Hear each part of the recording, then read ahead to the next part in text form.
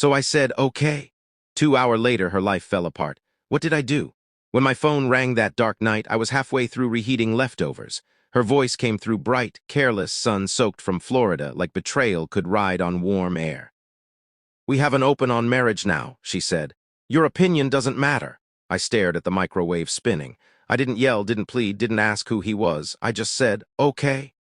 And in that moment, everything inside me went quiet because she had no idea what okay meant in my language. We weren't always like this. 10 years ago, she was the girl who laughed too loudly in cafes and held my hand like it anchored her to earth. We climbed out of nothing together. Two broke kids building a home brick by brick.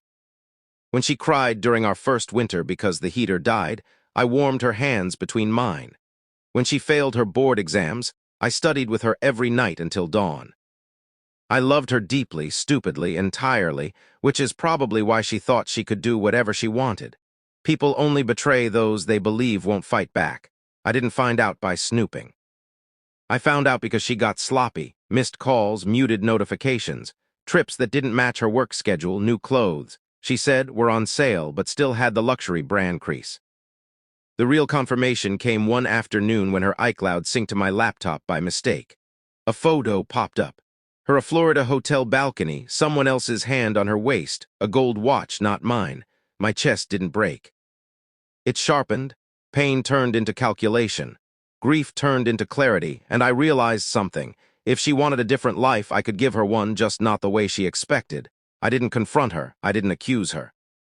I didn't warn her. Warnings are for people you want to keep. I spent the next 5 weeks assembling my quiet weapons. Weapon 1, financial autonomy. All our accounts were joint. Big mistake. Hers, not mine. I moved my income into a new personal account. Shifted investments into my name only. Paused her access to the emergency fund she never knew I controlled. Weapon 2, legal preparation. Consulted a lawyer. Florida adultery laws. Very useful. Marital assets division. Even more useful. I gathered everything. Messages, photos, hotel receipts sync from her email. Weapon 3, information. I learned the man's name. A colleague from a conference. Married with kids. Perfect. The kind of man who would burn his whole life down if one spark hit the wrong place. So when she called carefree suntanning on a beach she claimed was for work and declared our marriage suddenly open. She had no idea I was already hours from pushing the first domino. My okay was the quiet click of a trigger, first move. I emailed a curated folder of her photos, not to her but to the man's wife. A simple subject line. You deserve the truth. Second move. I sent my lawyer the green light to file the divorce petition, citing adultery with timestamps and evidence so airtight it was practically a sealed coffin. Third move, I froze the joint account she was using for the trip. Left her with $11.39, barely enough for a bottle of sunscreen.